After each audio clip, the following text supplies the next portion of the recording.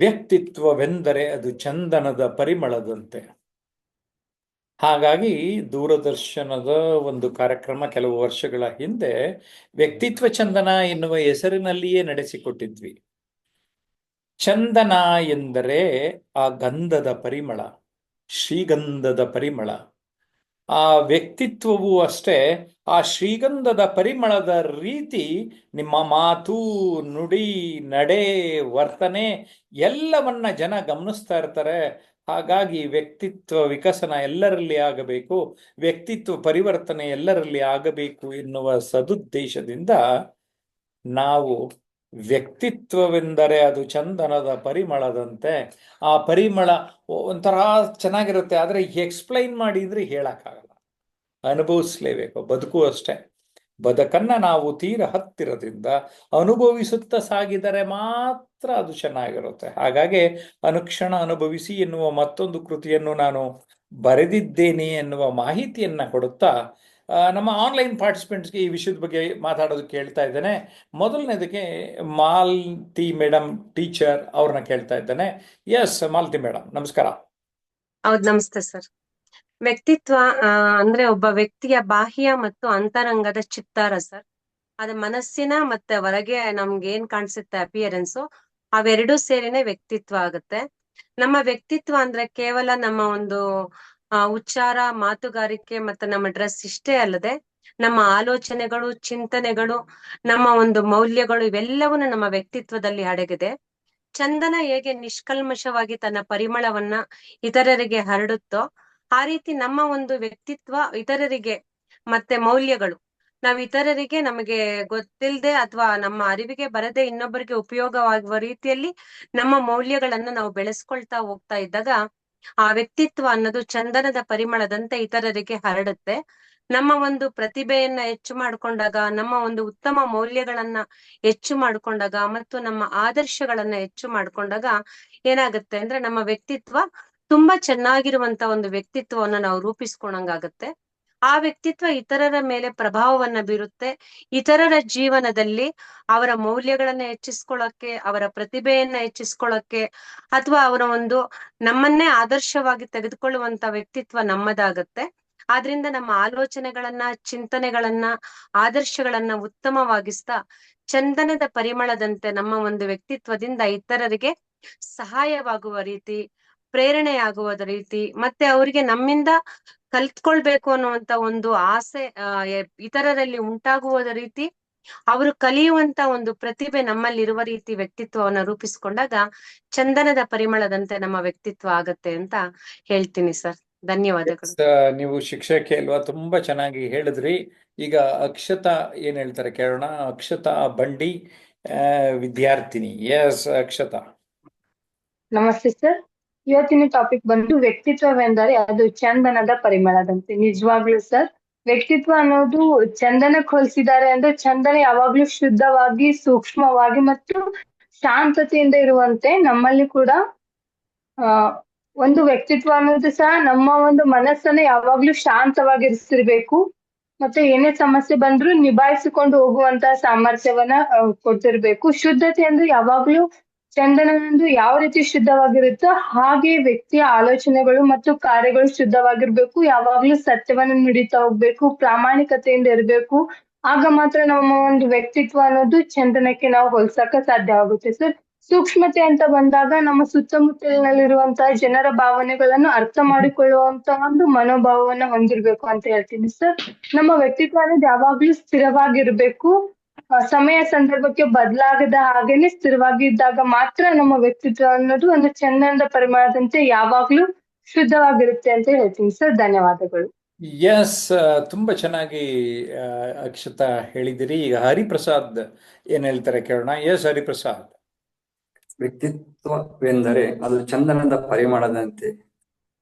ವ್ಯಕ್ತಿ ಮತ್ತು ವ್ಯಕ್ತಿತ್ವ ಅಂತಕ್ಕಂಥದ್ದೇನಿದೆ ಅವು ಎರಡರ ಒಂದು ಸಮ್ಮಿಲನ ಒಂದು ಚಂದನದ ಪರಿಮಳವಿದ್ದಂತೆ ಅಂತ ಯಾಕೆ ಹೇಳ್ತೀವಿ ಅಂತಂದ್ರೆ, ಒಂದು ಚಂದನ ಪರಿಮಳ ಒಂದು ಹೇಗೆ ಹರಡುತ್ತೋ, ಆ 4 ಜನದ ಮೇಲೆ ಹೇಗೆ ಪ್ರಭಾವ ಬೀರುತ್ತೋ ಹಾಗೆ ಒಂದು ವ್ಯಕ್ತಿತ್ವ ಅಂತಕ್ಕಂಥದ್ದು 4 ಜನದ ಮೇಲೆ ಪ್ರಭಾವ ಬೀರುತ್ತೆ. ಅವರ ಒಂದು ಆದರ್ಶಗಳಾಗಿರ್ಬೋದು, ಅವರ ಪ್ರಾಮಾಣಿಕತೆ ಆಗಿರ್ಬೋದು, ಅವರ ಒಳ್ಳೆಯ ಗುಣಗಳಾಗಿರ್ಬಹುದು, ಅವರ ಸ್ವಭಾವ ಆಗಿರಬಹುದು 4 ಜನದ ಮೇಲೆ ಪ್ರಭಾವ ಬೀರುತ್ತೆ ಅಂತಕ್ಕಂಥದ ಉದ್ದೇಶದಲ್ಲಿ ಇದು ಚಂದನ ಒಂದು ಪರಿಶುದ್ಧತೆ ಮತ್ತು ಒಂದು 4 ಜನದ ಪ್ರಭಾವ ಬೀರುವ ಕಾರಣದ ಮೇರೆಗೆ ಅದನ್ನ ಹೇಳ್ತೀವಿ.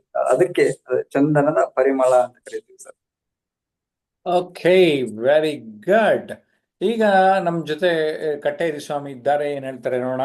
ಎಸ್, ಕಟ್ಟೇರಿ ಸ್ವಾಮಿ. ಆತ್ಮೀಯರೇ ನಮಸ್ಕಾರ. ವ್ಯಕ್ತಿತ್ವ ಚಂದನದ ಪರಿಮಳದಂತೆ. ಈಗ ನೋಡಿ, ಒಬ್ಬ ವ್ಯಕ್ತಿತ್ವ ನಾವು ನೋಡ್ಬೇಕಾದ್ರೆ ಅವರಲ್ಲಿ ಕೆಲವೊಂದು ನಾವು ಗುಣಗಳನ್ನ, ಅವರ ಭಾವನೆಗಳನ್ನ, ಅವರ ಒಂದು ನಡವಳಿಕೆಗಳನ್ನ ನಾವು ನೋಡಿ ಅವರು ಹೇಗಿದ್ದಾರಂತ ನಾವು ಮನವರಿಕೆ ಮಾಡ್ತೀವಿ.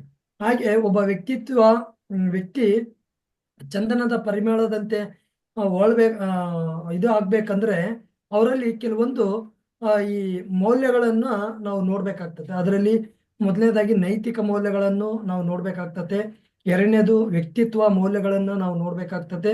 ಮೂರನೇದು ಅವರಲ್ಲಿ ಸಾಮಾಜಿಕ ಮೌಲ್ಯಗಳು ನೋಡ್ಬೇಕಾಗ್ತದೆ. ನಾಲ್ಕನೇದು ಆಧ್ಯಾತ್ಮಿಕ ಮೌಲ್ಯಗಳು ಅವರಲ್ಲಿ ನೋಡ್ಬೇಕಾಗ್ತದೆ. ಹಾಗೆ ಐದನೇದು ವೃತ್ತಿಪರ ಮೌಲ್ಯಗಳನ್ನ ನಾವು ಅವರಲ್ಲಿ ನೋಡ್ಬೇಕಾಗ್ತದೆ. ಈ 5 ಅವರಲ್ಲಿ ಅಟ್ಲೀಸ್ಟ್ ಒಂದು ಎರಡೆರಡು ಇದ್ವು ಅಂದ್ರೆ ಪ್ರಾಮಾಣಿಕತೆ ಆಗಿರ್ಬೋದು, ನ್ಯಾಯ, ನಂಬಿಕೆ, ಸಹಾನುಭೂತಿ, ಹಾಗೆ ಸಹಕಾರ, ಬಾಂಧವ್ಯ, ಹಾಗೆ ಸಮಾನತೆ, ಈ ತರ ಧ್ಯಾನ, ಧಾರ್ಮಿಕತೆ, ತ್ಯಾಗ, ಸತ್ಯಧರ್ಮ, ಹಾಗೆ ಈ ನಿಷ್ಠೆ, ಹೊಣೆಗಾರಿಕೆ, ಇವೆಲ್ಲವನ್ನ ಅವರು ಒಂದು ವ್ಯಕ್ತಿ ಹೊಂದಿದ್ರೆ ಮಾತ್ರ ಒಂದು ವ್ಯಕ್ತಿ ಪರಿಮಳದಂತೆ ಕಾಣಬಹುದಂತ ಈ ಸಂದರ್ಭದಾಗ ಹೇಳಕ್ ಇಷ್ಟಪಡ್ತೀನಿ ಸರ್. ಧನ್ಯವಾದ ಸರ್. ಓಕೆ, ನಮ್ ಜೊತೆ ಅನಂತ ಕೃಷ್ಣ ಮೋಹನ್ ಇದ್ದಾರೆ. ಅನಂತ ಕೃಷ್ಣ ಮೋಹನ್ ಏನ್ ಹೇಳ್ತಾರೆ ಕೇಳೋಣ. ಎಸ್, ಅನಂತ ಕೃಷ್ಣ ಮೋಹನ್. ಎಲ್ಲರಿಗೂ ನಮಸ್ಕಾರ ಸರ್. ವ್ಯಕ್ತಿತ್ವ ಅದು ಚಂದನ ಪರಿಮಳ ಇದ್ದಂತೆ ಅನ್ನೋದು, ಇವಾಗ ಮನುಷ್ಯನ ಒಂದು ಗುಣ ಅವನಲ್ಲಿ ಯಾವ ರೀತಿ ವ್ಯಕ್ತವಾಗುತ್ತೆ ಅನ್ನೋದ್ರ ಮೇಲೆ ನಾವು ಅವ್ರನ್ನ ಚಂದನದ ಪರಿಮಳ ಅಂತೆ ನಾವು ಗುರ್ತಿಸ್ಬೋದು ಸರ್. ಉದಾಹರಣೆಗೆ ಒಂದು ಸಣ್ಣ ಕತೆ ಹೇಳ್ಬೋದು. ಒಂದು ಸಣ್ಣ ಮಗು ಅವರು ಅಪ್ಪ ಅವ್ರ ಹತ್ರ ರಿಕ್ವೆಸ್ಟ್ ಮಾಡ್ತಾ ಇರ್ತದೆ, ನನ್ಗೊಂದು ಸಹಾಯ ಮಾಡ್ಬೇಕು ಅಂತ. ಅದೇ ಟೈಮ್ಗೆ ಅವ್ರ ತಾಯಿ ಬಂದು ಅನ್ನ ತಿನ್ಸಕ್ ಬರ್ತಾರೆ. ಮೊಸರನ್ನ ತಿನ್ನಕ್ ಬಂದ್ರೆ ನಾನ್ ತಿನ್ನಲ್ಲ ಅಂತ ಹಠ ಮಾಡ್ತಾ ಇರ್ತದೆ. ಇಲ್ಲಮ್ಮ, ನಿನ್ ಮೊಸರನ್ನ ತಿನ್ನು, ನಿನ್ ಬೇಕಾದ್ರೆ ಏನಾದ್ರು ಮಾಡ್ಕೊಡ್ತೀನಿ ಅಂತ ಅವ್ರಪ್ಪ ಮಾತು ಕೊಡ್ತಾನೆ. ಬಟ್ ಆದ್ರೆ ಅವ್ರ ಮಗಳು, ಇಲ್ಲಪ್ಪ ನನಗೆ ಮಾತು ಕೊಟ್ಮೇಲೆ ತಪ್ಸಂಗಿಲ್ಲ, ನೀನು ಮಾಡ್ಲೇ ಕೊಡ್ಬೇಕು ಅಂತ ಹೇಳ್ತದೆ. ಅವ್ರಿಗೆ ಮೊಸರನ್ನ ಅನ್ನೋದೇ ಇಷ್ಟ ಇರೋದಿಲ್ಲ. ಆದ್ರೂ ಒಂದು ಕಪ್ಪಲ್ಲಿರೋದೆಲ್ಲ ಮೊಸರನ್ನ ತಿಂತತಿ. ತಿಂದಾದ್ಮೇಲೆ ಅಪ್ಪನ್ಗೆ ಅವಾಗ ಏನು ಮಾತು ಕೊಟ್ಟಿರ್ತಾನಲ್ಲ, ಏನಮ್ಮ ನಿನ್ ಮಾತು ಅಂತ ಕೇಳಿದ್ರೆ, ನನ್ಗೇನಿಲ್ಲಪ್ಪ, ನಾನ್ ದೊಡ್ಡದಾದಂತದ್ದು ಏನು ನಿನ್ನ ಹತ್ರ ಆಫರ್ ಏನ್ ಇಟ್ಟಿಲ್ಲ, ನನಗೆ ಜಸ್ಟ್ ನಾಳೆ ನಾನು ಸೋಮವಾರ ಸ್ಕೂಲ್ಗೆ ಹೋಗೋ ಒಳಗೆ ಗುಂಡ್ ಮಾಡಿಸ್ಕೋಬೇಕು ಅಂತ ಹೇಳ್ತದೆ. ಸೊ ಇದೇನಮ್ಮ ಇಂಥದ್ದು ಕೇಳ್ತಾ ಇದೀಯ, ನೀನು ಏನೋ ಕೇಳ್ತೀಯ ಅಂತಂದ್ರೆ ಇಂಥದ್ದು ಕೇಳ್ತೀಯ ಅಂತ ಅವ್ರಪ್ಪ ಮಗುಗೆ ಹೇಳ್ತತೆ. ಆದ್ರೂ ಕೂಡ ಹಠ ಹಿಡಿತೈತೆ. ಅವ್ರ ಅಜ್ಜಿ, ಅವ್ರಮ್ಮ ಎಲ್ಲರೂ, ನೀನು ಮಗ ಚೆನ್ನಾಗಿ ಕಾಣಲ್ಲಮ್ಮ, ಅದು ಬೇಡ, ಅದು ಬಿಟ್ಟು ಬೇರೆ ಏನಾದ್ರು ಕೇಳು ಅಂತ ಹೇಳಿದ್ರು. ಆ ಹುಡುಗಿ ಅದನ್ನೇ ಅವ್ರ ಅಪ್ಪನ ತೊಡೆ ಮೇಲೆ ಕುಂತ್ಕೊಂಡು ಅದನ್ನೇ ಹಠ ಹಿಡಿತಾಳೆ. ತದನಂತರ ಆ ಹುಡುಗಿ ಮಾತಿಗಿನ ಹರಿಶ್ಚಂದ್ರ ಕತೆ ನೀನ್ ನನ್ಗೆ ಹೇಳಿದ್ಯಪ್ಪ, ನೀನ್ ಅದಂತೆ ನನ್ ಮಾತನ್ನ ನೀನ್ ತಪ್ಸ್ಬಾರ್ದು ಅಂತ ಹೇಳಿ ಅವ್ರಪ್ಪನ ಮನ ಒಲಿಸ್ತಾಳೆ. ಮನ ಒಲಿಸಿದ್ಮೇಲೆ ಅವ್ರಪ್ಪ ಕರ್ಕೊಂಡೋಗಿ ಗುಂಡು ಮಾಡಿಸ್ತಾನೆ. ಗುಂಡು ಮಾಡಿಸಿದ್ಮೇಲೆ ಸೋಮವಾರ ಸ್ಕೂಲ್ ಹತ್ರ ಹೋಗಿ ಬಿಟ್ಟಾಗ ಅದೇ ಸ್ಕೂಲ್ ಗೇಟ್ ಹತ್ರ ನಿಂದಿರ್ತಾಳೆ. ಅವ್ರಪ್ಪ ಅಲ್ಲಿಂದನೇ ನಿಂತು ಅಬ್ಸರ್ವ್ ಮಾಡ್ತಾನೆ. ಏನಿದು ಒಳಗ್ ಹೋಗ್ತಾ ಇಲ್ಲ ಅಂದ್ರೆ, ಅದರಿಂದ ಇನ್ನೊಂದು ಕಾರ್ ಬರುತ್ತೆ, ಅದೇ ಡ್ರೆಸ್ಸು, ಅದೇ ಸ್ಕೂಲ್ ಡ್ರೆಸ್ಸು, ಅದೇ ಇದ್ರಲ್ಲಿ ಇನ್ನೊಂದು ಹುಡುಗ ಬರ್ತಾನೆ, ಅವನು ಗುಂಡು ಮಾಡಿಸ್ಕೊಂಡಿರ್ತಾನೆ. ಸೊ ಅವಾಗ ಅವ್ರ ತಾಯಿ ಬಂದು ಕಣ್ಣಲ್ಲಿ ನೀರ್ ಇಟ್ಕೊಂಡ್ ಬಂದು ಅವ್ರ ಅಪ್ಪನ ಹತ್ರ ಬರ್ತಾಳೆ. ಏನಮ್ಮ ಇದು, ನಿನ್ ಮಗ ಗುಂಡ್ ಮಾಡಿಸ್ಕೊಂಡಿದ್ದೇನೆ, ನನ್ ಮಗಳು ಗುಂಡ್ ಮಾಡಿಸ್ಕೊಂಡಿದ್ದಾಳೆ ಅಂದ್ರೆ, ಇಲ್ಲ ನಿನ್ ಮಗ ನಿಮ್ ಮಗಳು ನಮ್ ಮನೆಗ್ ಬಂದು ಪ್ರಮಾಣ ಮಾಡಿ ಹೇಳಿದ್ರು, ನೀನ್ ಸ್ಕೂಲಿಗೆ ಬಾ, ನಿನ್ ನೋಡಿ ಯಾರು ಅಸಹ್ಯ ಪಡಲ್ಲ ಅಂದ್ರೆ. ಎದಕ್ಕಮ್ಮ ಅಂದ್ರೆ, ನನ್ ಮಗನ್ ಬ್ಲಡ್ ಕ್ಯಾನ್ಸರ್ ಇತ್ತು, ಕಿಮೋಥೆರಪಿ ಮಾಡಿಸಿ ಕೂದಲೆಲ್ಲ ಹೋಗಿತ್ತು, ಅವ್ನ್ ಸ್ಕೂಲಿಗೆ ಬರಕ್ಕೆ ರೆಡಿ ಇದ್ದಿಲ್ಲ. ಆದ್ರೆ ಇನ್ನೇನು ಒಂದ್ 2 ತಿಂಗಳಲ್ಲಿ ಡಾಕ್ಟರ್ ಸಾಯ್ತಾನ ಅಂದ್ರು ಕೂಡ, ಅಂತ ಸಂದರ್ಭದಲ್ಲಿ ನಾನ್ ಇರ್ತೀನಿ, ನಿನ್ಗೆಲ್ಲಾ ನೋಟ್ಸ್ ಎಲ್ಲ ನಾನ್ ಬರ್ಕೊಡ್ತೀನಿ ಅಂತ ಹೇಳಿ ಪ್ರಮಾಣ ಮಾಡಿಸಿ ಕರ್ಕೊಂಬಂತು. ನಿಮ್ ಹುಡುಗಿ ಸಣ್ಣ ಹುಡುಗಿ ಅಲ್ಲ, ಅದು ದೊಡ್ಡ ದೇವತೆ ಇದ್ದಂಗ ಅಂತಂದಂತೆ. ಅವಾಗ ಅವ್ರಪ್ಪ ಕಣ್ಣ ನೀರ್ ಇಟ್ಕೊಂಡಂತೆ, ಇಂಥ ವ್ಯಕ್ತಿತ್ವ ಇರುವಂತ ಹುಡುಗಿ ಮನೇಲಿ ಇದ್ದಾಳಲ್ಲ, ಇನ್ನೊಬ್ರಿಗೆ ಹಿಂಗ ಆದರ್ಶ ಆಗಿ ನಿಂತಾಳಲ್ಲ ಅಂತ. ಇದೊಂದು ಸಣ್ಣ ಕತೆ ಮೂಲಕ ಮನುಷ್ಯನ ವ್ಯಕ್ತಿತ್ವ ಅನ್ನೋದು ಎಲ್ಲಾ ರೀತಿ ಪ್ರೀತಿ, ಪ್ರೇಮ, ವಿಶ್ವಾಸ ಎಲ್ಲವನ್ನು ಕೂಡಿರ್ತದೆ ಅಂತ ಹೇಳಕ್ ಇಷ್ಟಪಡ್ತೀನಿ sir. Thank you sir. Okay, Ananthakrishna Mohan ಅವರು ಒಂದು ಕತೆ ಮೂಲಕ ಹೇಳಿದ್ರು. ಇನ್ನು ಸಿದ್ದನಗೌಡ ಪಾಟೀಲ್ರು ಏನ್ ಹೇಳ್ತಾರೆ ಕೇಳೋಣ. ವ್ಯಕ್ತಿತ್ವವೇ ಒಂದು ಚಂದನ ಪರಿಮಾಣ. ನಾವು ಯಾವ ರೀತಿ ಇದ್ದೇವೆ ಅನ್ನೋದು ನಮ್ದು ಒಬ್ರಿಗೆ ಗೊತ್ತಾಗ್ಬೇಕಂದ್ರೆ ನಮ್ಮ ವ್ಯಕ್ತಿತ್ವ ಮುಖಾಂತರ ನಮ್ಮನ್ನ ಅಳಿತಾರೆ ಸರ್. ಜಗತ್ತು ಯಾರಾದ್ರೂ ನಾವು ಕೆಟ್ಟವರು ಅಥವಾ ಒಳ್ಳೆಯವರು ಅನ್ನೋದು ಜಗತ್ತಿಗೆ ಗೊತ್ತಾಗ್ಬೇಕಂದ್ರೆ ನಮ್ಮ ವ್ಯಕ್ತಿತ್ವ ನೋಡಿದ್ರೆ ನಮ್ಮ ಬಗ್ಗೆ ಗೊತ್ತಾಗುತ್ತಂತ ನನ್ನ ಮಾತು. ಓಕೆ, ಎಲ್ಲರೂ ತಮ್ಮ ತಮ್ಮ ಅನಿಸಿಕೆಗಳನ್ನ ತಿಳಿಸಿದ್ದೀರಿ ಆತ್ಮೀಯರೇ. ವ್ಯಕ್ತಿತ್ವವನ್ನ ಅರಿತಷ್ಟು ನಮ್ಮಲ್ಲಿ ಸ್ವಯಂ ಅರಿವು ಉಂಟಾಗುತ್ತದೆ. ಸ್ವಯಂ ಅರಿವು ನಮ್ಮಲ್ಲಿ ಉಂಟಾದ ಮೇಲೆ ನಾವು ನಮ್ಮ ಬದುಕಿನಲ್ಲಿ ಎತ್ತ ಗುರಿಯನ್ನ ಇಟ್ಟುಕೊಂಡಿದ್ದೇವೆ, ಯಾವ ರೀತಿಯ ಕನಸು ಕಾಣುತ್ತಿದ್ದೇವೆ, ಆ ಕನಸುಗಳಿಂದ ಗುರಿಗಳೆಡೆಗೆ ನಾವು ಹೇಗೆ ಸಾಗುತ್ತೇವೆ, ಆ ಹೇಗೆ ಅನ್ನುವುದನ್ನ ವರ್ಕ್ ಮಾಡುತ್ತಾ ಫುಟ್ ಸ್ಟೆಪ್ಸ್ ಇಡುತ್ತಾ ಹೋಗೋದಕ್ಕೆ ನಮ್ಮ ಪುಸ್ತಕಗಳು ನಿಮಗೆ ಸಹಕಾರಿಯಾಗಿರ್ತವೆ. ಸಪ್ನಾ ಬುಕೂಸ್ ಅಥವಾ sapnaonline.com ನಲ್ಲಿ ನಮ್ಮ ಪುಸ್ತಕಗಳನ್ನು ಪಡೆಯಿರಿ. ವ್ಯಕ್ತಿತ್ವ ಚಂದನದಲ್ಲಿ 10 ವಿಚಾರಗಳ ಬಗ್ಗೆ ನಾವು ಈ ಕೃತಿಯಲ್ಲಿ ಪ್ರಸ್ತಾಪ ಮಾಡಿದ್ದೇವೆ. ಆ ವಿಷಯಗಳನ್ನು ತಮಗೆ ತಿಳಿಸುತ್ತೇನೆ. ಪುಸ್ತಕ ದಣಿವರಿಯದ ಶಿಕ್ಷಕ, ಜ್ಞಾಪಕ ಶಕ್ತಿ, ಮನೋಭಾವ, ಸಕಾರಾತ್ಮಕ ಮನೋಭಾವ, ದೃಷ್ಟಿಕೋನ, ನೋಡುವ ನೋಟ, ನಿತ್ಯೋತ್ಸವ, ಒತ್ತಡ ನಿರ್ವಹಣೆ, ಕನಸುಗಳು, ವ್ಯಕ್ತಿತ್ವ ನಿರ್ಮಾಣಕ್ಕೆ ಯೋಗದ ಕೊಡುಗೆ, ಧ್ಯಾನ, ಮನಸ್ಸಿನ ಸ್ನಾನ. ಈ ಎಲ್ಲ ವಿಚಾರಗಳು ಬೇಕು ಅಂದ್ರೆ ದಯಮಾಡಿ ಈ ಕೃತಿಯನ್ನ ಪಡೆಯಿರಿ. ನಿಮ್ಮ ವ್ಯಕ್ತಿತ್ವದಲ್ಲಿ ಕೊಂಚ ಪರಿವರ್ತನೆಯನ್ನ ನಿರೀಕ್ಷಿಸಬಹುದು. ನಾನು ಗ್ಯಾರಂಟಿ ಕೊಡ್ತೇನೆ. ಏನಂತೀರಿ? ಜಯಪ್ರಕಾಶ್ ನಾಗ್ತಿಹಳ್ಳಿ ಹಾಗೂ ಟ್ರಾನ್ಸ್ಫಾರ್ಮೇಶನ್ ಅನ್ಲಿಮಿಟೆಡ್ ಯೂಟ್ಯೂಬ್ ಚಾನಲ್ ಇನ್ನೂ ಸಬ್ಸ್ಕ್ರೈಬ್ ಮಾಡಲಿಲ್ಲ ಅಂದ್ರೆ ಈಗಲೇ ಸಬ್ಸ್ಕ್ರೈಬ್ ಮಾಡಿ. ಸ್ನೇಹಿತರೆ, ಕಾಮೆಂಟ್ ಮಾಡೋದನ್ನು ಮರೆಯಬೇಡಿ. ಲೈಕ್ ಮಾಡಿ, 4 ಜನಕ್ಕೆ ಶೇರ್ ಮಾಡಿ. ನೀವು ಶೇರ್ ಮಾಡಿದಷ್ಟು ನಿಮ್ಮಲ್ಲಿ ಉತ್ತಮವಾದ ಗುಣ ಪ್ರಕಟಗೊಳ್ಳುತ್ತೆ ಅಂತ ಹೇಳೋದಕ್ಕೆ ಇಷ್ಟಪಡ್ತೇನೆ. ನಮಸ್ಕಾರ. ಮತ್ತೊಂದು ವಿಡಿಯೋನಲ್ಲಿ ಭೇಟಿಯಾಗೋಣ. ಬಾಯ್ ಬಾಯ್.